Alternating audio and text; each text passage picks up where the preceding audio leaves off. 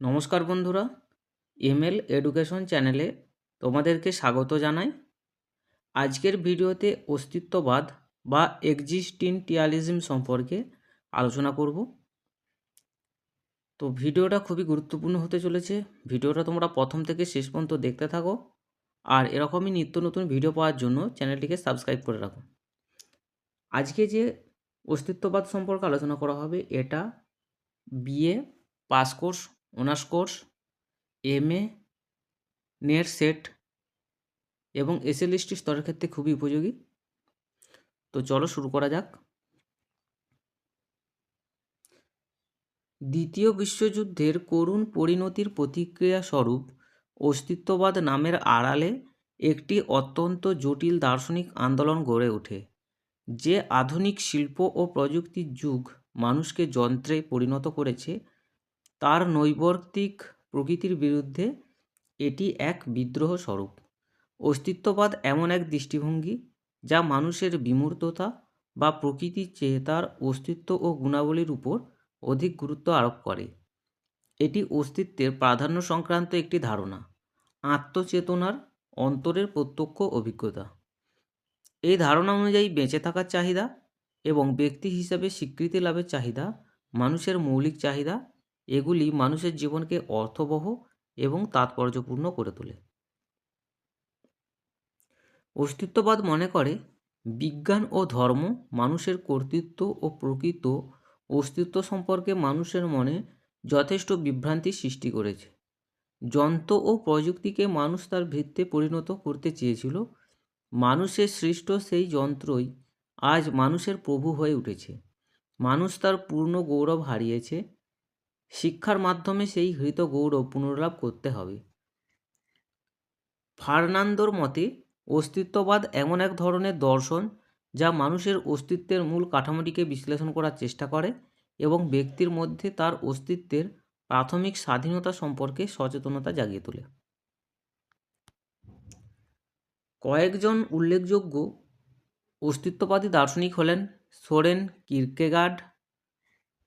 কিরকেগার্ড, Martin বুবার, Martin হেইজার, ফ্রান্সের Jean Paul Sartre, জার্মানির curl জেসপার্স প্রমুখ। এরপর আসছে অস্তিত্ববাদের প্রধান বৈশিষ্ট্যগুলি। এই দার্শনিক মতবাদের প্রধান বৈশিষ্ট্যগুলি নিম্নরূপ: 1. অস্তিত্বের কেন্দ্রবিন্দুতে সত্যের নয় মানুষের অবস্থান। 2. অস্তিত্ব সম্পর্কিত কোনো চটজলদি ধারণা জোর করে চাপানোর চেষ্টা করলে মানুষ তা গ্রহণ করতে পারে না। 3. মানুষ হলো ভৌত ও জৈবিক উপাদানের সম্মিলিত রূপ। 4. মানুষ ঈশ্বর কর্তৃক সৃষ্টি নয়। 5. মানুষের স্বাধীনতা চূড়ান্ত ও অনির্দিষ্ট। 6. এই বিশ্বব্রহ্মাণ্ডের গতিশীলতার পিছনে কোনো পূর্বনির্ধারিত ছক নেই। 7. অস্তিত্ববাদ প্রযুক্তিবিদ্যার বিপরীত ধারণা, কারণ ইহা মানুষকে যন্ত্রবৎ হতে বাধা দেয়। 7. প্রত্যেক মানুষ মৃত্যুভয় এবং নিদারুণ যন্ত্রণার অভিজ্ঞতা লাভ করতে বাধ্য। 9. প্রত্যেক মানুষের মধ্যে নিজস্ব মূল্যবোধ সৃষ্টি করার দায়িত্ব রয়েছে। আর 10. মানুষ নিজেকে এবং তার সংস্কৃতিকে ছাপিয়ে যেতে পারে। অস্তিত্ববাদ ও শিক্ষার লক্ষ্য। অস্তিত্ববাদ ও শিক্ষার লক্ষ্য: 1. অস্তিত্ববাদীরা অনুভব করেছেন যে মানুষ তার প্রাচীন গৌরব হারিয়েছে এবং শিক্ষার মাধ্যমেই তাকে পুনরুদ্ধার করতে হবে। মানুষ যদি অর্থবহ হয়ে ওঠে একমাত্র তবেই এই পৃথিবীও অর্থপূর্ণ হয়ে উঠবে। অতএব শিক্ষার উচিত মানুষের মনকে পরিমার্জিত ও সমৃদ্ধ করে তোলা, যাতে সে নিজের এবং অন্যদের কাছে শ্রদ্ধার পাত্র হয়ে উঠতে পারে, যাতে তার পছন্দগুলো তাকে হতাশা বা কষ্টের পরিবর্তে তৃপ্তি দেয়। শিক্ষা ব্যক্তিকে মানুষ হয়ে উঠতে সাহায্য করবে, তাকে আরও একবার একা দাঁড়াবার, ইতিহাস ও সংস্কৃতির চাপ সহ্য করার ইচ্ছা জোগাবে, মানুষের যোগ্য ভাবমূর্তি পুনর্গঠনের জন্য জীবনের ধারাগুলির তালিকা প্রস্তুতের ইচ্ছা জোগাবে। 2. মানুষের একটি সুন্দর জীবনযাপন করা উচিত। অস্তিত্ববাদীরা যাকে বলে থাকেন প্রকৃতি জীবন, এটি তখনই সম্ভব যখন প্রতিটি ব্যক্তি অন্যদের পছন্দ অনুযায়ী চলতে শুরু করবে। অতএব শিক্ষাতে প্রতিটি শিক্ষার্থীর মধ্যে সেই সংহতি বোধ গড়ে তুলতে হবে, যাতে সে শুধু নিজের পছন্দ অপছন্দটুকুই নয়, বরং অন্যদের পছন্দ অপছন্দের ব্যাপারেও দায়িত্বশীল হয়ে ওঠে। অস্তিত্ববাদীরা মনে করেন যে সুন্দর শিক্ষা ব্যক্তিকে তার ব্যক্তিগত সত্য আবিষ্কারে উৎসাহিত করবে। 3, অস্তিত্ববাদীরা মনে করেন শিক্ষা মানুষের মধ্যে ব্যক্তি স্বাধীনতার একটি নতুন সুর তুলবে। মানুষকে নৈতিক আপেক্ষিকতা থেকে মুক্ত হতে হবে। মানুষকে তার বিবেক অনুযায়ী তার আচরণকে নিয়ন্ত্রণ করতে সাহায্য করতে হবে। তাঁদের মতে শিক্ষা মানুষকে তার স্বাধীনতা রক্ষার উপায় ও মাধ্যমগুলির হদিশ দেবে, এমনকি সেই স্বাধীনতা যদি যন্ত্রণা ও কষ্ট বয়ে আনে তবুও শিক্ষা তাই করবে। এরপর আসছে অস্তিত্ববাদ এবং পাঠ্যক্রম। 1 নম্বর পয়েন্ট, অস্তিত্ববাদীরা ব্যক্তিগত পার্থক্যকে স্বীকৃতি দিয়েছেন এবং প্রতিটি ব্যক্তির প্রয়োজনীয়তা, ক্ষমতা ও সামর্থ্যের কথা মাথায় রেখে বৈচিত্র্যপূর্ণ পাঠ্যসূচির ব্যবস্থা করার কথা বলেছেন।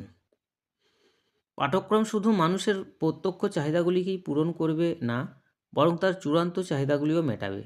এমনভাবে পাঠ্যসূচি নির্মাণ করতে হবে যাতে একজন ছাত্র এর মাধ্যমে তার জীবনের প্রতিটি অভিজ্ঞতায় লাভ করতে পারে। অস্তিত্ববাদীদের মতে কুৎসিত বিষয়গুলিকে গোপন রেখে সৌন্দর্য বৃদ্ধি করা অথবা প্রচ্ছন্ন অশুভ বিষয়গুলিকে আড়াল করে শুভ বিষয়গুলির উপর দৃষ্টি আকর্ষণ করা শিক্ষার কাজ নয়। ব্যক্তিকে আঘাত, বিভ্রান্তি, সংগ্রাম ও ব্যর্থতার সম্মুখীন হতে শিখতে হবে, যাতে সে বুঝতে পারে এগুলিও জীবনের অঙ্গ।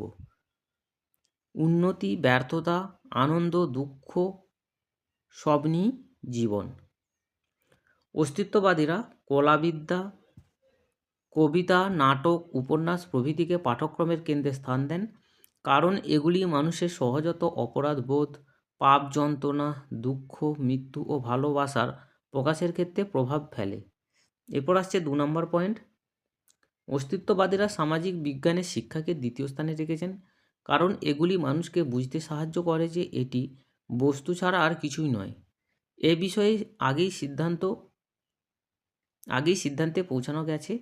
গোষ্ঠীর সঙ্গে ব্যক্তির সম্পর্ক এবং নৈতিক নিয়ম নীতিগুলি সম্বন্ধে জানার উদ্দেশ্যেই সামাজিক বিজ্ঞান শিক্ষার প্রয়োজন বলে তারা মনে করেন। শিক্ষার্থীরা যাতে ইতিহাসের গতিপথের পরিবর্তন করতে পারে এবং ভবিষ্যৎকে সেই খাতে চালিত করতে পারে, সেই জন্য অস্তিত্ববাদীরা ইতিহাস শিক্ষার পক্ষপাতী। 3 নম্বর পয়েন্ট, অস্তিত্ববাদীরা পৃথিবীর ধর্মগুলি সম্পর্কে শিক্ষাদানকেও সমর্থন করেন। তাঁরা মনে করেন এর ফলে শিক্ষার্থীর মধ্যে স্বাধীনভাবে ধর্মীয় দৃষ্টিভঙ্গি গড়ে উঠবে। এটা মিস্টেক হয়ে গেছে। স্বাধীনভাবে ধর্মীয় দৃষ্টিভঙ্গি গড়ে উঠবে, তাকে আধ্যাত্মিক শূন্যতায় দিশেহারা হয়ে ঘুরে বেড়াতে হবে না, বরং নান্দনিক বিষয় ও অন্যান্য মূল্যবোধ সংক্রান্ত বিষয়ে দৃঢ় প্রত্যয় গড়ে ওঠার সঙ্গে সঙ্গেই একইভাবে তার মধ্যে নিজস্ব নৈতিক ও ধর্মীয় প্রত্যয়ও গড়ে উঠবে। ধর্ম তাকে মৃত্যু বিষয়ে সচেতন করবে। 4, আত্মোপলব্ধিও পাঠ্যসূচির একটি অংশ। সামাজিক বাধ্যতা নয়, বরং আত্মপরীক্ষাই হলো এর প্রথম পাঠ। শিক্ষার্থীকে তার অপরীক্ষিত সত্তার হাত থেকে এবং যারা তার নৈতিক সিদ্ধান্তের স্বাধীন চর্চায় হস্তক্ষেপ করে তাদের হাত থেকে রক্ষা করতে হবে। পাঠ্যসূচি নির্মাণ ও তার পরিচালনার ক্ষেত্রে বাস্তব পরিস্থিতিতে শিক্ষার্থীর নির্বাচন ক্ষমতাকে মীমাংসার বিষয় হিসাবে বিবেচনা করা উচিত। এরপর আসছে শিক্ষাদান পদ্ধতি। মানুষের জন্য পর্যাপ্ত স্বাধীনতা প্রদানকে অস্তিত্ববাদে সমর্থন করা হয়েছে, তাই অনেক গবেষক শিক্ষাদান পদ্ধতি হিসাবে সক্রেটিসের পদ্ধতিকে গুরুত্ব দেন। এই পদ্ধতিতে শিক্ষক ও শিক্ষার্থী উভয়কে প্রশ্ন করতে পারে, উভয়ে তাদের মতামত ব্যক্ত করতে পারে। সার্ত্রের মতে এর ফলে শিক্ষার্থী প্রচেষ্টা ও অভিজ্ঞতার মাধ্যমে প্রকৃত জ্ঞান অর্জন করতে সক্ষম হবে, আর এর ফলে শিক্ষার্থীর সৃজনী ক্ষমতার বা ক্রিয়েটিভ এবিলিটিস বিকাশ সম্ভবপর হবে। অস্তিত্ববাদীরা মনে করেন যে সৃজনশীলতার জন্য শিক্ষা বেশি গুরুত্বপূর্ণ। এরপর আসছে শিক্ষক। শিক্ষক শিক্ষার্থীকে নিছক জ্ঞানদান করবেন না, তিনি শিক্ষার্থীর উপর কিছু চাপিয়ে দেবেন না, পরিবর্তে শিক্ষক নির্দেশক ও পরিচালকের ভূমিকা পালন করবেন। জাঁ পল সার্ত্রের মতে existentialism is nothing but a well planned effort to produce all conclusion from the aesthetic view, অর্থাৎ অস্তিত্ববাদ নিরীশ্বরবাদী চিন্তাধারা অনুযায়ী সব কিছুকে পরিকল্পিতভাবে সিদ্ধান্তে উপনীত হতে সাহায্য করে। এরপর আসছে শৃঙ্খলা। এই দর্শনে শিক্ষার্থীদের স্বাধীনতা প্রদানের কথা বলা হয়েছে। শিক্ষার্থী যা হতে চায় সে ব্যাপারে তাকে যথাসম্ভব সাহায্য ও সহযোগিতা করার কথাও বলা হয়েছে। শিক্ষার্থীকে পর্যাপ্ত স্বাধীনতা দিয়ে তাকে সুশৃঙ্খল করার আহ্বান অস্তিত্ববাদী দর্শনে জানানো হয়েছে। এরপর আসছে অস্তিত্ববাদী দর্শনের সীমাবদ্ধতা। ঠিক আছে, দেখো, অবদান থাকা সত্ত্বেও অস্তিত্ববাদের অনিবার্যভাবে কিছু অসুবিধাও আছে। এই অসুবিধাগুলি হলো: 1. অন্যান্য বাদ এর মতোই অস্তিত্ববাদের শিক্ষাগত লক্ষ্য একই রকম একপেশে। 2. শুধুমাত্র বিজ্ঞানের উপর জোর দেওয়া যেমন একতরফা পক্ষপাতিত্ব, শিল্প সাহিত্য কলার উপর অত্যাধিক গুরুত্ব আরোপও তাই। 3. আত্মোপলব্ধির প্রতি অতি উৎসাহী অস্তিত্ববাদীরা শিক্ষার অন্যতম গুরুত্বপূর্ণ লক্ষ্য জীবিকা নির্বাহের কথা ভুলেই গেছেন। 4. নৈতিক ও ধর্মীয় শিক্ষার ক্ষেত্রে অস্তিত্ববাদী পদ্ধতি ফলদায়ক হলেও বিজ্ঞান ও প্রযুক্তি শিক্ষার ক্ষেত্রে এটি কাজ করতে পারে না। 5.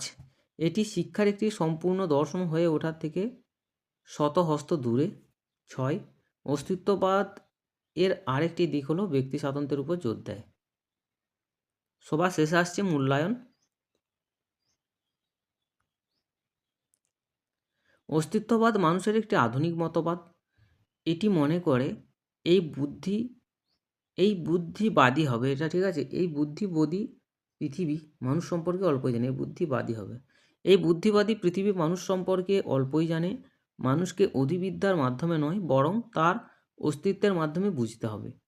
অতএব অস্তিত্ববাদের ক্ষেত্রে আগ্রহের কেন্দ্রে রয়েছে মানুষ, তার প্রকৃত সত্তা, পরিণতির দায়িত্বসহ তার পছন্দ এবং স্বাধীনতা। এটি মানুষের দুর্বলতা, সীমাবদ্ধতা ও দ্বন্দ্বগুলিকে নির্ণয় করে এবং বর্ণনা করে। অস্তিত্ববাদীরা মানুষের সর্বোৎকর্ষ চায়, অর্থাৎ মানুষকে আরও বিশুদ্ধ হয়ে উঠতে হবে। অস্তিত্ববাদ আশাবাদী, তাই এটি কর্মের তত্ত্বের শিক্ষা দেয় এবং দেয় স্বাধীনতা। ঠিক আছে, তো এই ছিল অস্তিত্ববাদ সম্পর্কে বিস্তারিত আলোচনা। এখানেতেই ভিডিও শেষ করছি, পরের এপিসোডে আবার দেখা হবে। আর ভিডিওর মধ্যে যদি কোথাও কোনো ভুল হয়ে থাকে তো কমেন্ট করে অবশ্যই জানিয়ে দেবে।